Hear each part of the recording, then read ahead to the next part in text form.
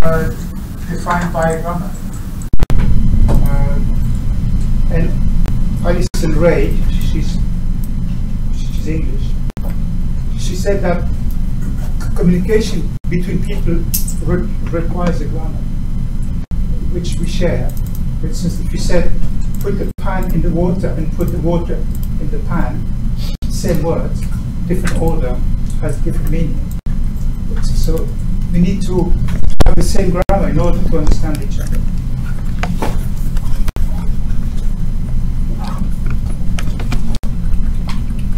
There's thousands of ways of writing grammars, and you're going to see some of them during this month.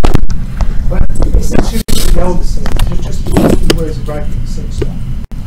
What we are using is the grammar specification language, and the kind of grammar we use is context-free grammars. I'm going to explain later what that means. GSL is what used to write grammars for the nuance system.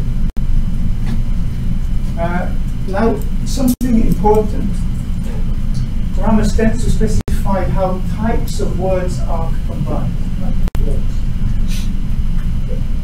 You tend to use grammar which says a noun followed by a verb. That's a legal sentence. It doesn't list all the possible combination of nouns or words. So there's a level of describe a language by the types of words you have, and then these things are called parts of speech. And the grammar has syntactic rules, which is linking types of words. So what's a part of speech? Part of speech is something like the word is it determiner? Cut can be a verb or a noun. You have tags which can be associated with each word. There's a tag, there's an official tag set which says these are the tags. I'm going to show here an example of tags. Verb, nouns, adjectives, pronouns, determiner, prepositions. That probably reminds you of your days at school when you learn English. Preposition. And in speech process, at the high level, you have things like noun phrases or verb phrases, preposition phrases, adjective phrases, and so on. So if we go back here, for instance, we could say a sentence is something which has a noun, a verb, and an adjective. And the noun can be a dog, cat, chair, a verb is are, adjective is 4 letters or red. So this grammar would generally close, and it's quite instead of using a list of all the sentences, you specify this. And when you write nuance grammar, you are encouraged to do that. You can technically define a nuance grammar by giving a long list of sentences.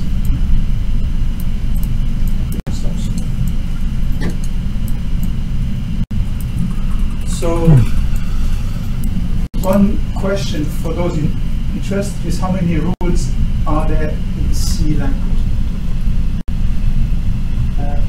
English has several thousand rules.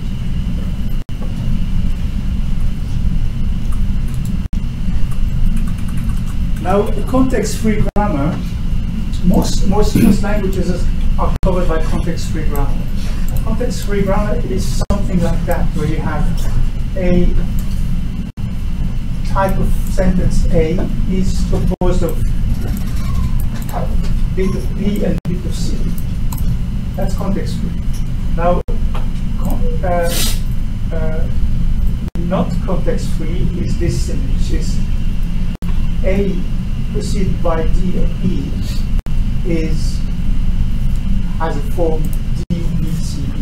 It means this rule only applies if you have D before and E after. So it's not context-free. And there's most languages are context-free except some Bambara in Mali or Swiss German. So you're pretty safe dealing with context-free grammars only. Recursivity, this is a trick to write even more complex grammars. And you have a grammar like that. Adjectival phrase can be made of an adjective only, or can be also made from adverb followed by an adjective phrase. An adverb could be very, could be rapidly, an adjective could be good, bad, or hot.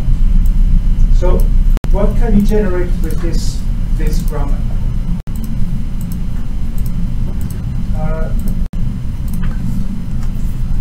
Just a comment here.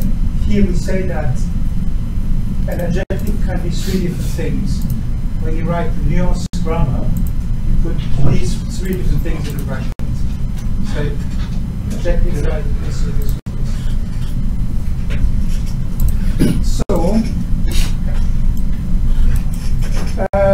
adjective is good, say for instance, adverb is very. So you could say very good is a legal sentence. So very good becomes an adjectival phrase. You can add another very before it's very good is also an adjectival phrase. And so on. Now you can also make a crazy sentence. You can do very rapidly good. You start thinking, wait a minute, this is not English anymore. That's something I'm going to talk about later. The more compact the grammar is, the more it is a chance that it overgenerates. It can't start generating sentences which don't exist. And the speech recognition engine is this thing which start recognizing real sentences because they are defined as legal sentences. And this is a right recursive grammar because it's of the shape form A is defined as B followed by A. So here, for instance, you have an adjectival phrase is an adverb followed by an adjectival phrase. This is called the right recursive.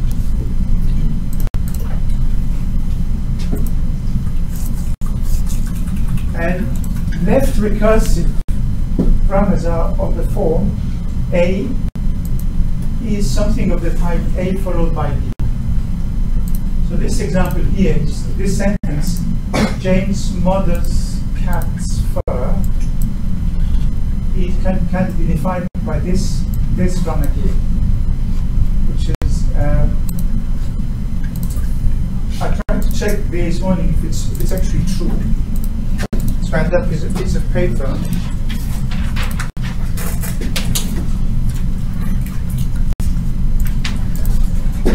So NP, you can have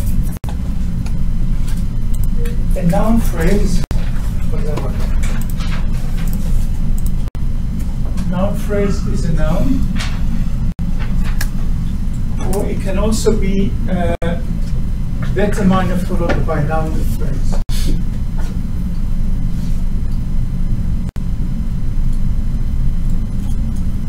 And what's a determiner? noun phrase in possessive form.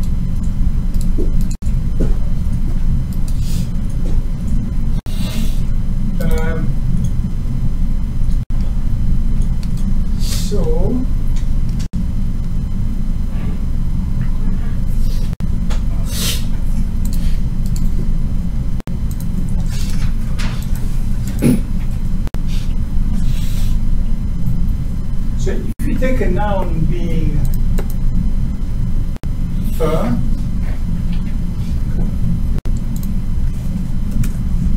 so if this becomes a noun, so and a determining noun phrase possessive, how do we do that? So we have a noun being this bit. This bit is a comes in front is a noun phrase possessive, and a noun phrase possessive is a noun possessive.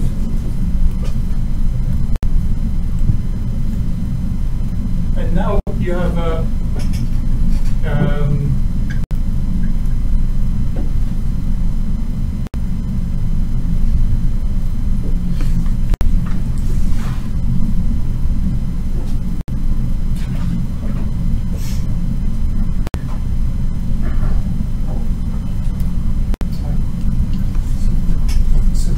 phrase, I will write it as a determiner with a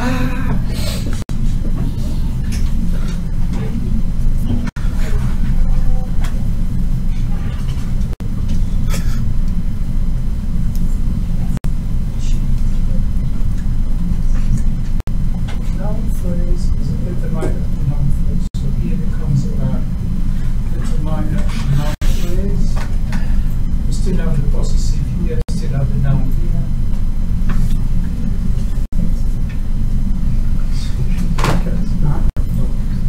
So it's going to end up being recursive. It is. Back and It is recursive, so the noun phrase, I put this being a noun, and the determiner, I put it as a noun phrase possessive.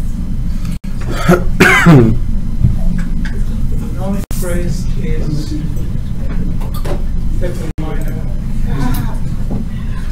Stop me. So this is the kind of game which you play. You end up with what do you have? Noun possessive, noun phrase.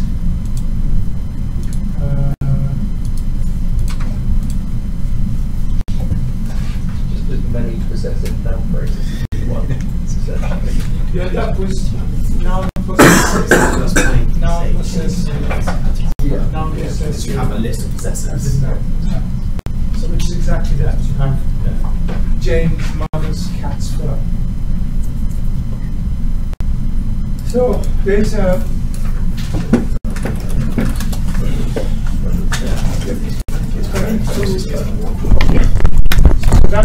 that's a recursive, and nuance can deal with right recursive grammars, not with left recursive grammars.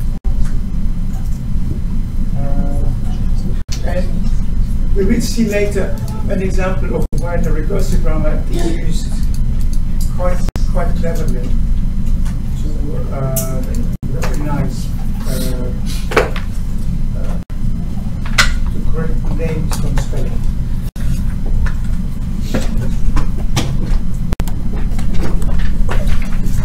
So if you understand that sort of thing, you probably have all the tools in your toolbox now to write very complicated ones.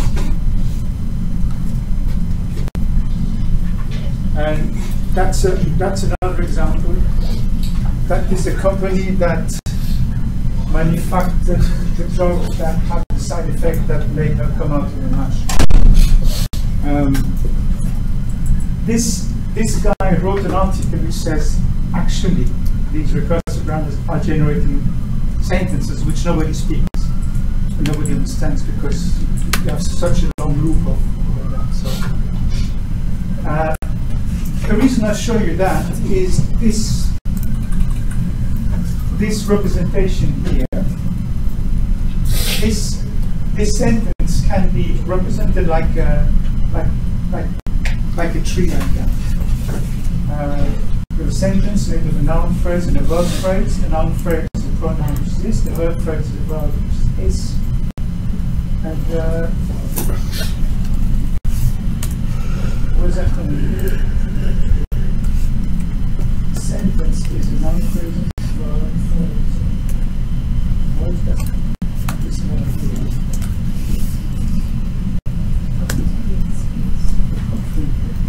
Sounds like noun phrase, verb phrase. And the verb phrase is made of a verb and a noun phrase. And then the noun phrase is made of a determiner, and it can be a noun phrase plus a defined clause, and the noun phrase is determiner and noun. So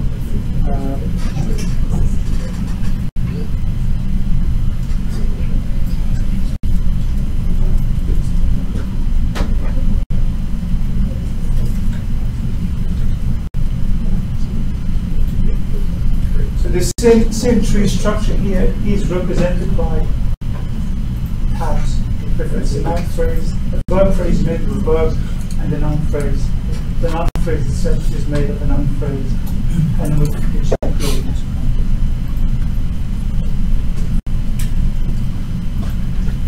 Why is that of interest?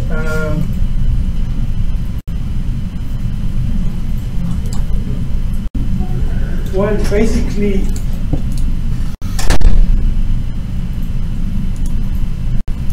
this corresponds to a grammatical rule. So if you find a sentence which doesn't fit in that tree, you need to put in a new tree, create a new rule for that sentence.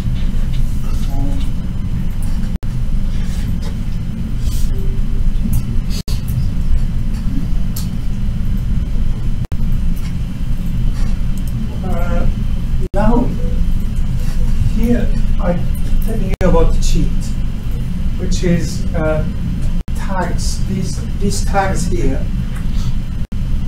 verification clause. I could really make them up myself. I can write the grammar and say there is something which is called a modification clause, which is made of this and this and this. When I write the grammar for YOS, I can do it exactly that. So, at some point in my life, I tried to write the grammar, which has syntactic elements which say this is a positive sentence, this is a negative sentence. I was interested in emails sent to the city council or to the prime minister or whatever, and have an automatic way of sorting these emails. Is that technically? Is that dealing with trees? Is that dealing with this? So I started writing syntactic rules which highlight complaint sentence or complementary sentence. Quite fun, and actually not that easy at all.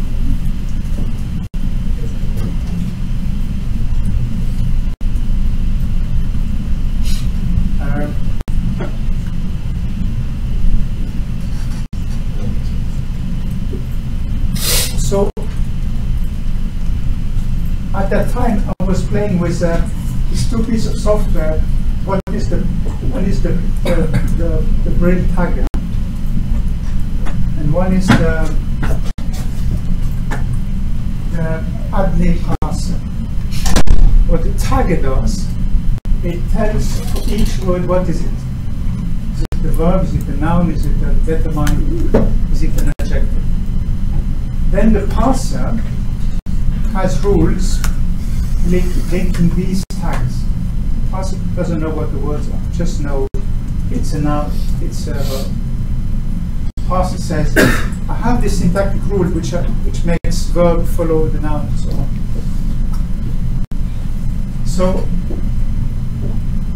and I used the parser and created my own syntactic rules in there. Because I had the source code of the software, there's a file with all the rules. So you can create a rule set. There's a sentence type which is a negative sentence. And these two software are quite smart pieces of kit. Here, the tagger had a lexicon, had a file with all the words, and for each word say this could be a noun, could be a verb, could be an adjective sometimes.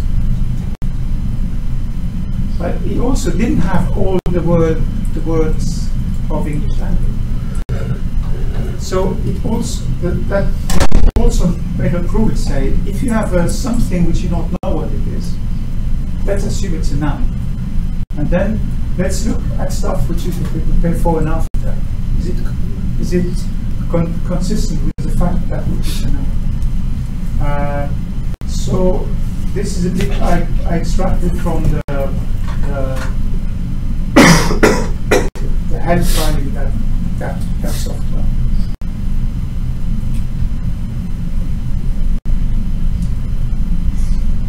So you can download this source code from my webpage,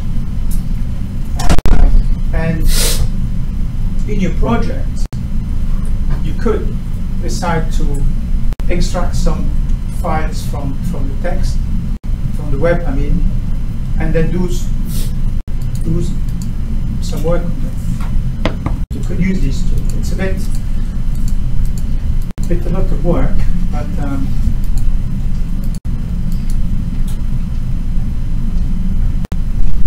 the interest of that, it's not like speech recognition.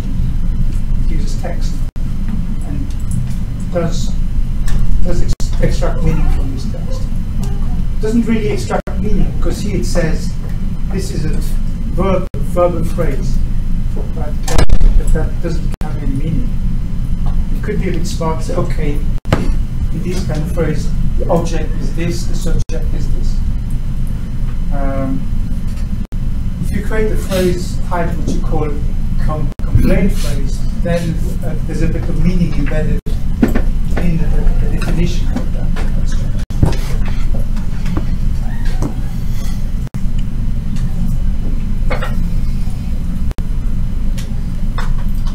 So speech recognition and parsing both use the grammar for different purposes. Parser tries to reveal the syntactic structure of the sentence.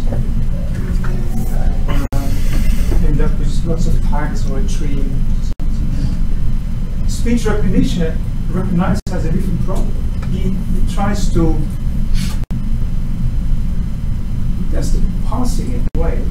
And if he's happy that he found a pass, he's happy that he recognizes that text. It's sort of a recognition by, I managed to get this grammar rule which fits that sentence, therefore the sound is this sentence. Make sense? So that's a strange thing. And from the computational point of view, it's an interesting problem. How do you look through all the possible rules until you find one which matches the sounds?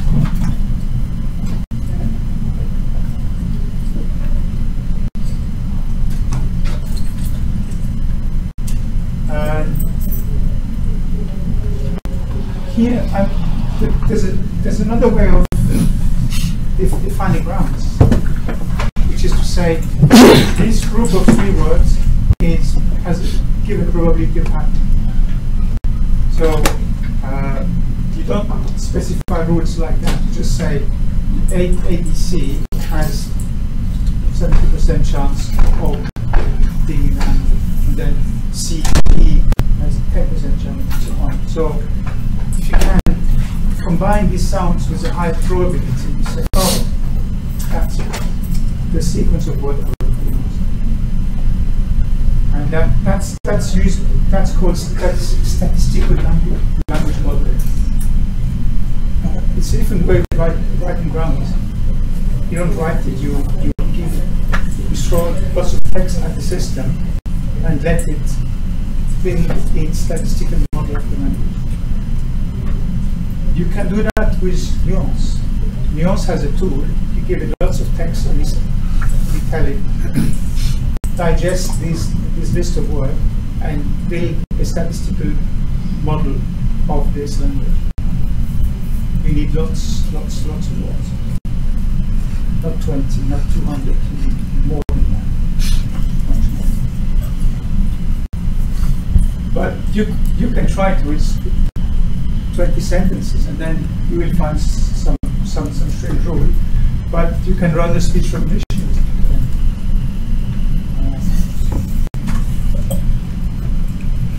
So if in your project you don't want to write a grammar like that, where you specify the rules, you also say any sentence in that bag is an equal one. Take it, build a statistical language model. And in the instructions of the tutorial, there are instructions how to build a statistical language model. What you get out of it is just a list of words.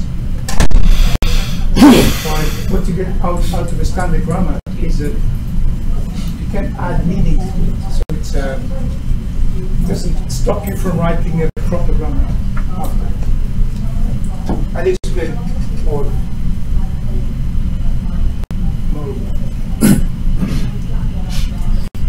So context-free grammars.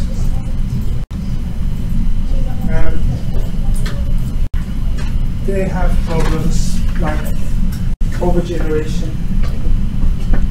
Suppose you have a grammar like that, which has just the sentences.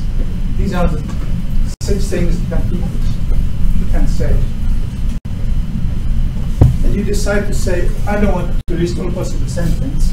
I'm going to create a grammar like that, where the sentence is something which is I want the pizza I want.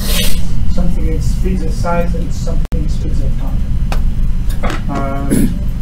So then you say, I want this, I would like, or could I have, or give me, all that would count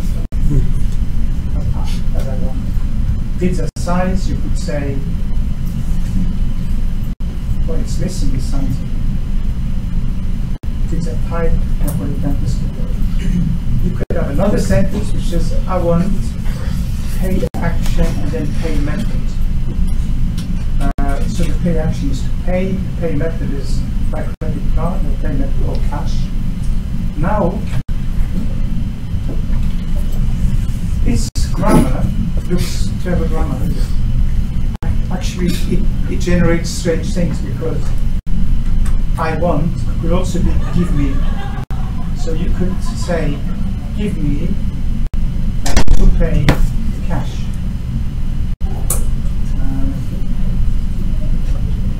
So by trying to be clever and compact, you can generate sentences that are not meaningful. So that's called overgeneration. There's a tool in Nuance where you give it a grammar and it dumps you out all possible sentences that this grammar covers. If you're not careful, you end up with 40K of text. A bit useless at some point.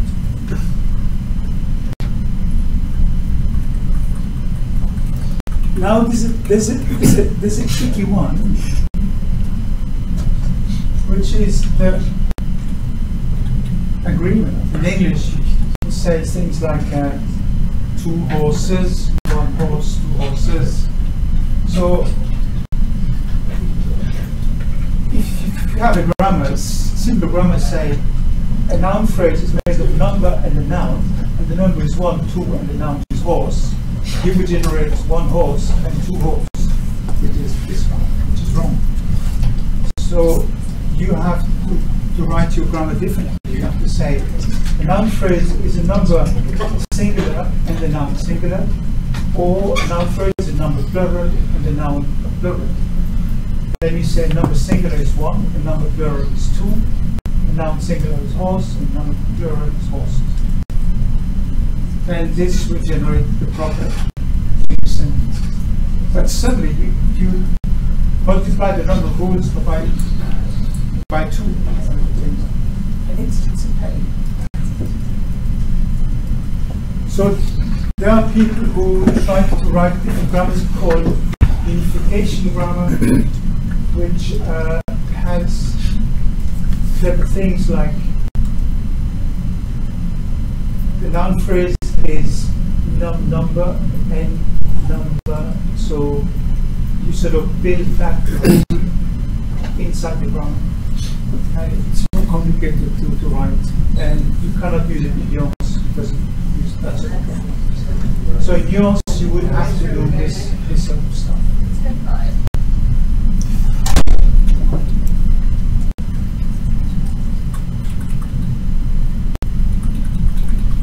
Spoken language is a total pain because people say things like, I'd like to leave, I guess, between 5 o'clock, no, 5 o'clock and 7 o'clock. That's how people speak when they're not talking. So how do I write the speech recognition grammar for that?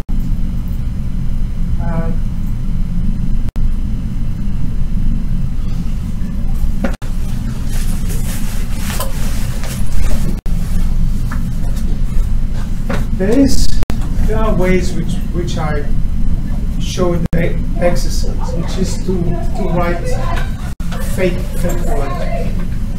I create words which don't mean anything, just have sounds, and so the speech recognition can put these words where they can make some strange noises. No, some of them I can hear.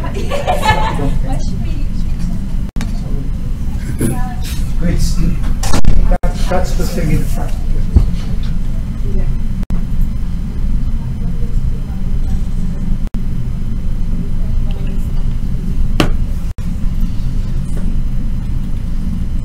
Now another problem is if a guy uses an out of grammar expression.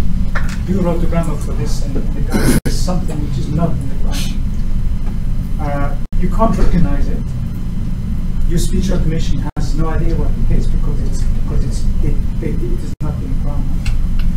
How do you handle that?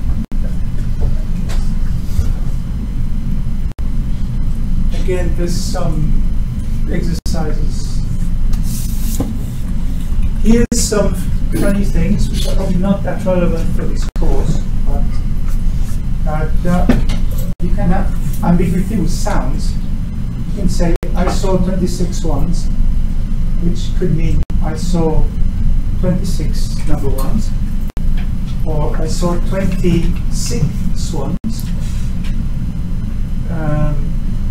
There's a famous comedy about give me four candles. What was that thing that was wrong?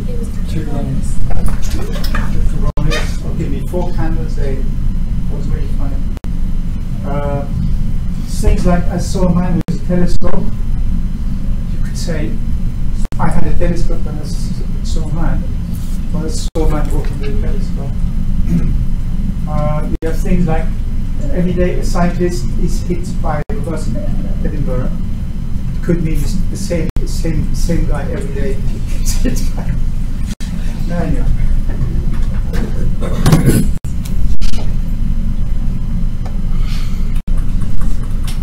So normally you don't see that in your projects.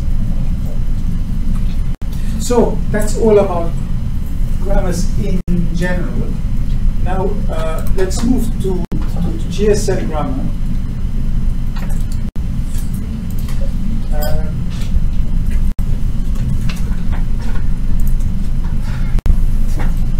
GSL grammars. Main grammar is dot capital letter. And sub-grammars, they just start with capital letters.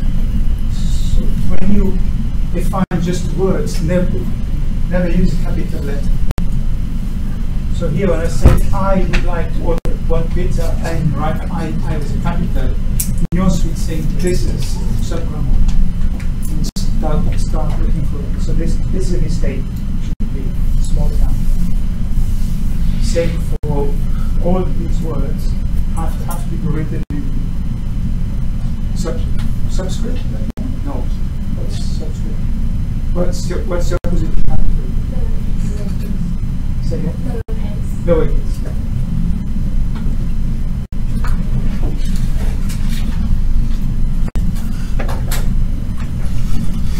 And there's a few tricks in Nuance.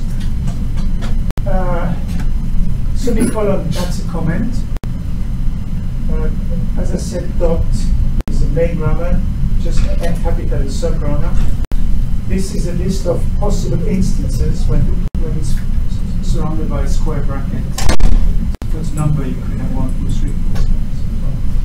If it's surrounded by a round bracket, it's a required word list. A green car. If you're surrounded by a square bracket, the guy has to say a green car. It is treated as one unit. Question mark is the word is optional, which is really handy to write the grammar, because people say, please can I have a pizza, or can I have a pizza? So you could put question mark please, which means whether it's there or not doesn't matter. Both versions are used. Alright? Plus this one or more repetition of the word. I really want it. Just like plus really. Star word is 0 or more repetitions. So the guy couldn't say really, could say I want it, or I really want it. That would be covered with star really.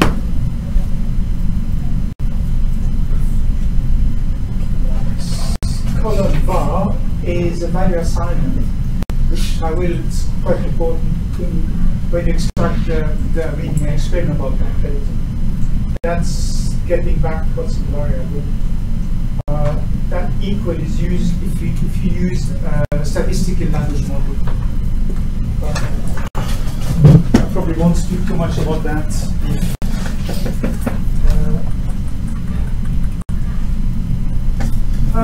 So you can specify bits of the grammar as being fillers.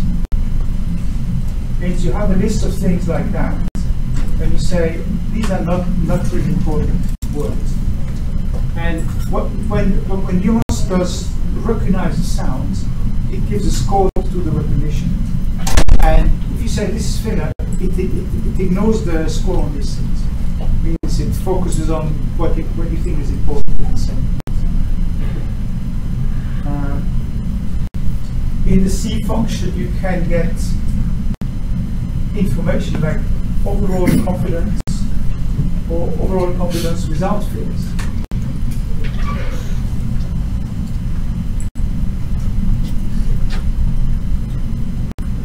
Nuance has default grammars, which are really handy because you don't have to write these grammars. For instance, it has a date grammar.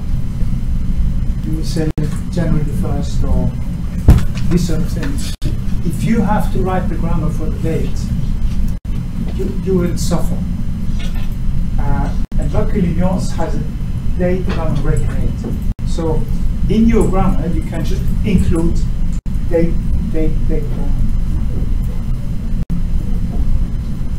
I'll show you an example of that.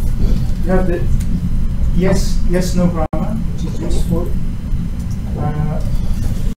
Number grammar is really important number, because if you have to write a grammar for 12,642, 12,643, this is going to use a week of your time. So these things are really made. and they are well hidden in the nuance folders. So you have to go to what is it here? If you go to nuance, you have to go down this in this folder here to find these grammars. Luckily, someone did a searching but they folded. So in your grammar file, you would write that, include whatever pass, date, point, line. We will do that in the practice. And there are some clever grammars like military alphabet grammar. If you ask a person to spell out the name, letter by letter, you can use this one here.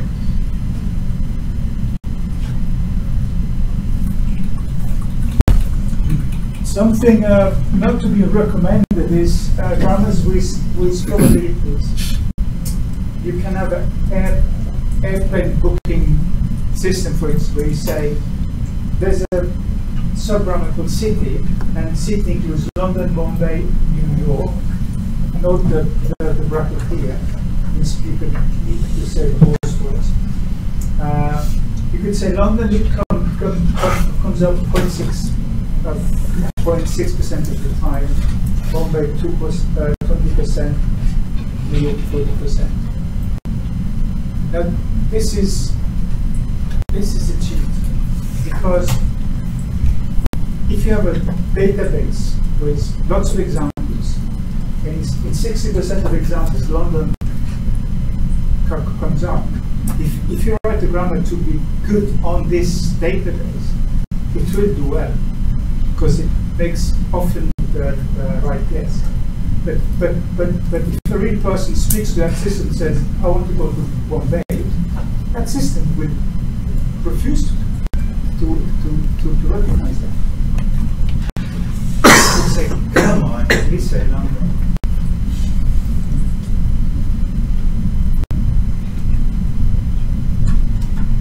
Now, semantic analysis is a horribly complex thing if you do it properly. You would normally do the parsing, syntax, structure, and then there's another piece of software which says, okay, that syntax, what does that mean? The object is car, the actor is this person, and so on and so on. It's total hell.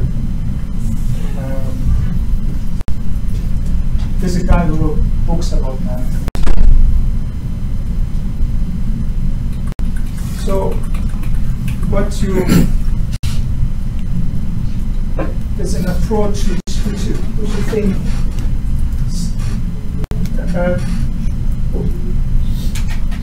something called semantic phrase, which is the meaning is you have slots and each slot needs to be filled and then the meaning is defined. So the semantic frame for buying a car would have a slot called the make, a slot called the model, a slot called the color, and so on. So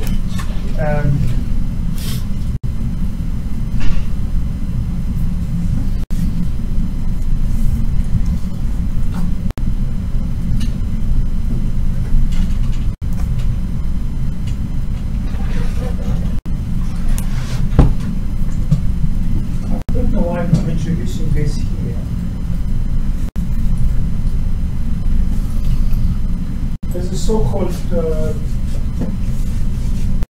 robust interpretation option in nuance, which allows you to say, despite the guy saying all that stuff, I finally decided that I want to buy my favorite green car. What nuance recognizes is, I want to buy a green car. Because your grammar has that. And all that is sort of noise in the background. So what they call robust recognition actually means throwing away lots of stuff. I feel personally this is the right definition for robust, but But that requires a statistical language model. So I don't think you can do that with your handwritten grammars. So how do we do?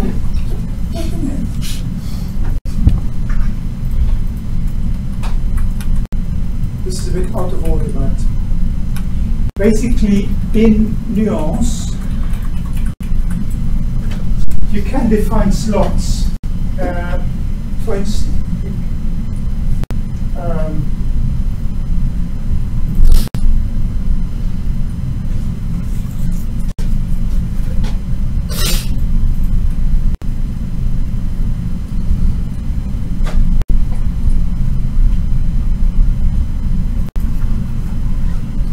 so this is a complicated example. You have a sentence which says, I would like to pay amount. This amount is defined here in this subparameters 1, 2, 3. That's it. And you have this curly bracket here, which means do something. This is a command for nuance to do something. And here the command is take this variable amount 29, this slot, put in this value in this variable. And in this case, where does the value come from? It's pumped up by this subparameter. So when you define a subparameter, you say 1, and you have again the curly bracket which says when you recognize 1, do what's in the bracket. And this bracket says return 1. So if you say 1, this subparameter will assign the value 1 to this variable here. And then this value will be assigned to this slot here. And in your C program, you can say, what's the value of this variable?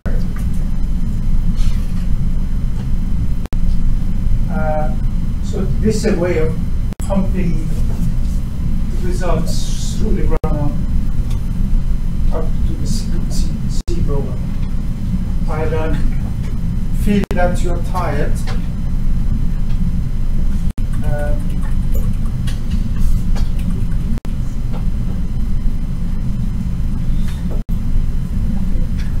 probably stop here and bother you again next to the same stuff.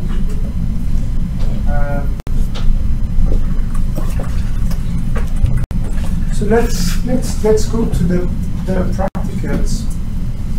There's another exercise now.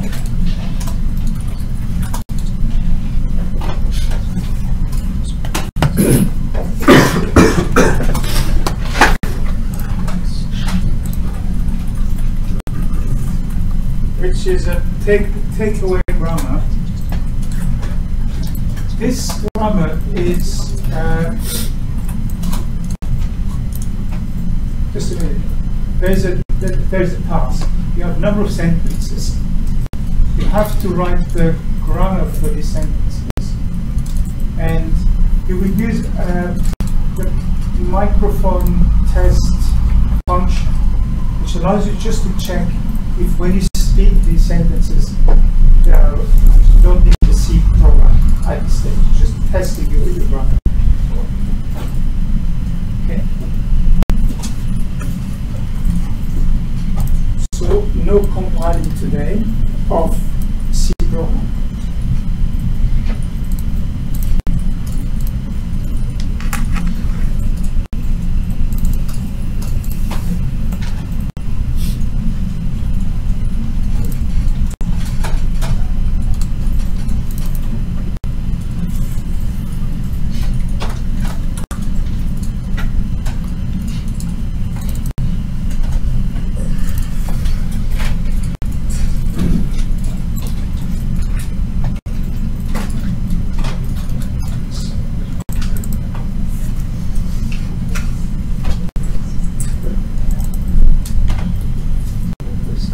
So the the task is to create sentences which,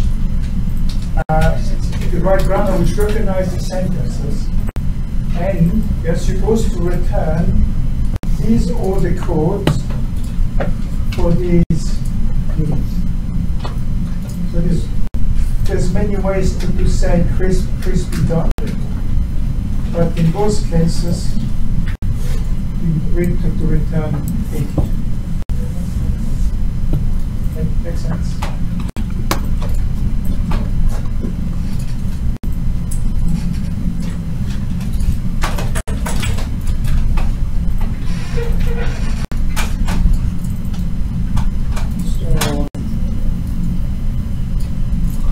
What you have to do is to write the grammar. Now, all the sentence you have the slot definitions, what is in there. Now, we have already two slot defines. One is all the code and one is amount. And that's done. And in the grammar, what do we have? All the sentence grammar. We only have open bracket, close brackets. So here you have to write the grammars which recognize these sentences. I probably do one of them with you just to get an idea. So what should we do? I would like to order 2 crispy aromatic ducks. How do you write that? So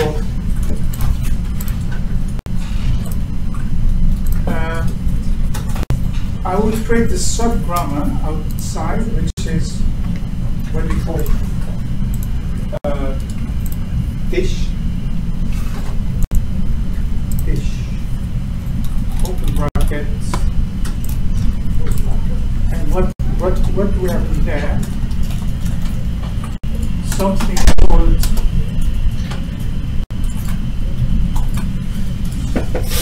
crispy.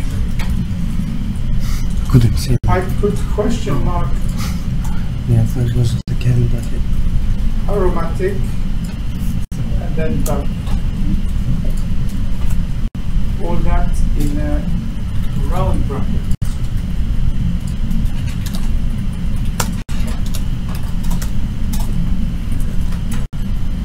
So the guy can say crispy duck or crispy aromatic duck.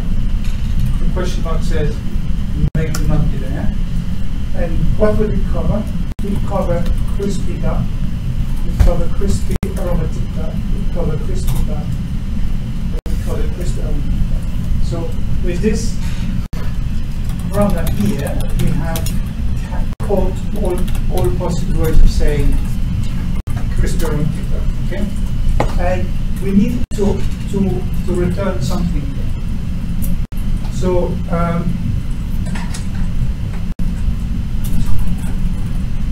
curly brackets, and then we say the slot, that's all the code,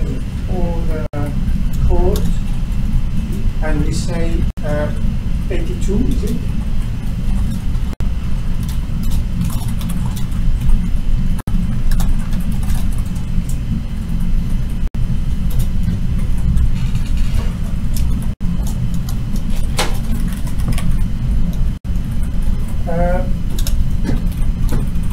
So we just need to put that, we need to tell the old sentence that the dish is pocket. Yeah? Now something else.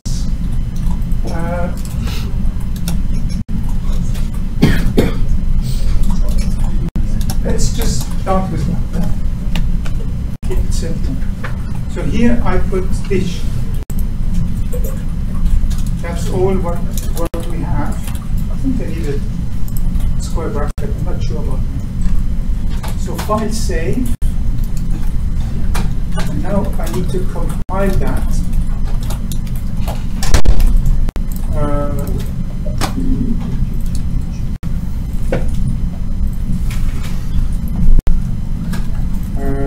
Configure that first, make sure it is right. wise nuance here. The part code is not where we think it is.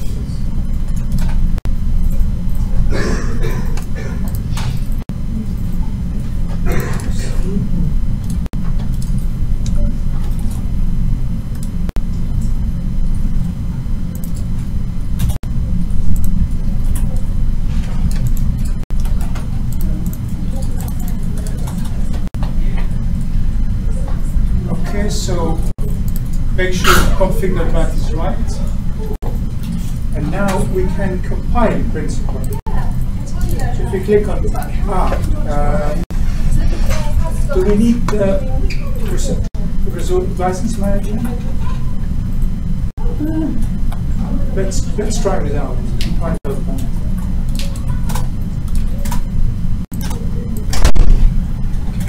It does it.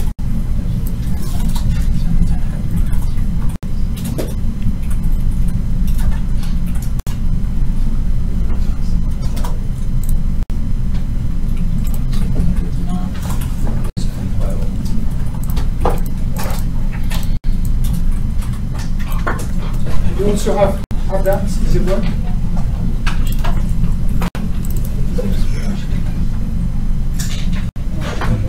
So next, I need to start the speech recognition inside license manager.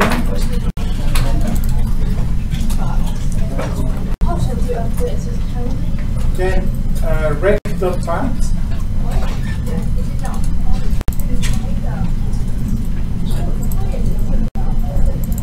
Make complete if I didn't have that.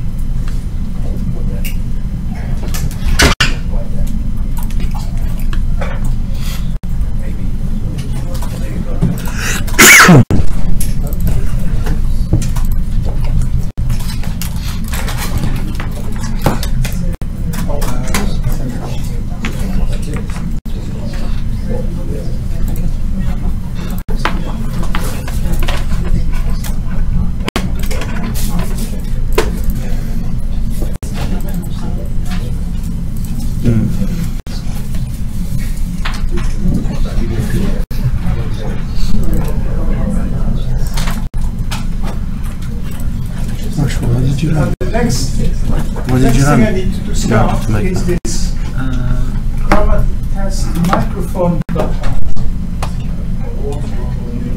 which is only about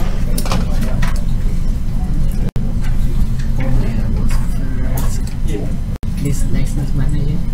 You have to run bounce run. Good morning.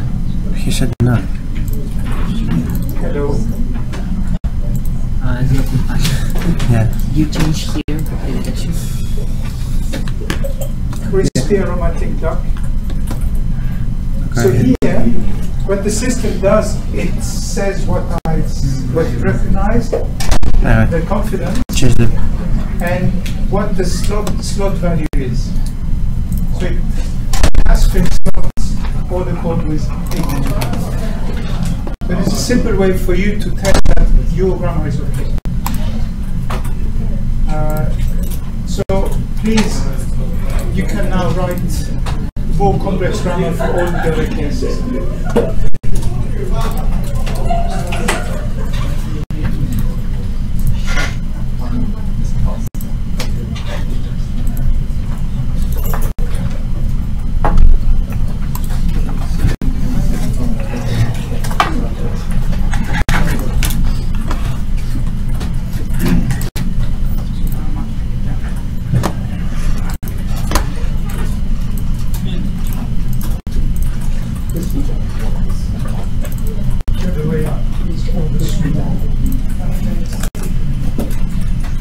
The rest of all the schools.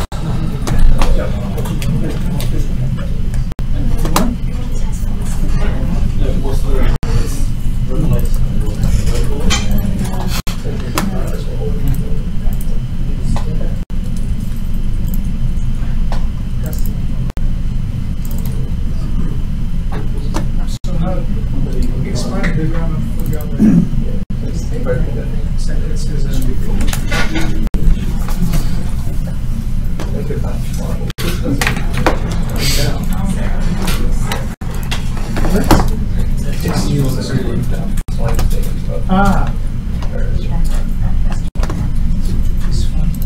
this thing, the red takes time to start.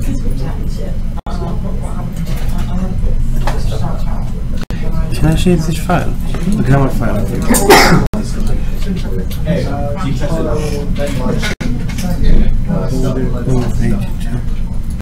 This, yeah, this should work now.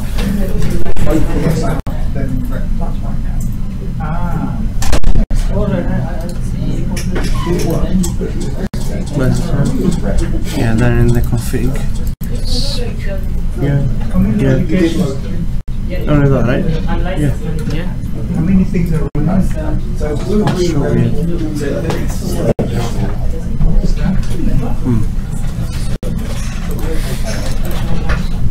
Saved. You compile first.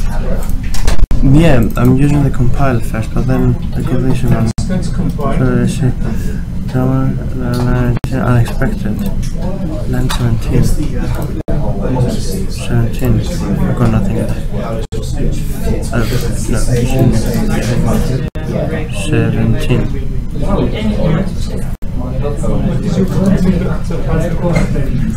I think that's the one. This is your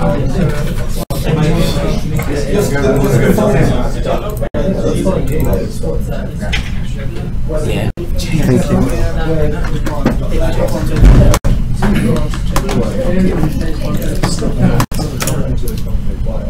Look at the log for logos.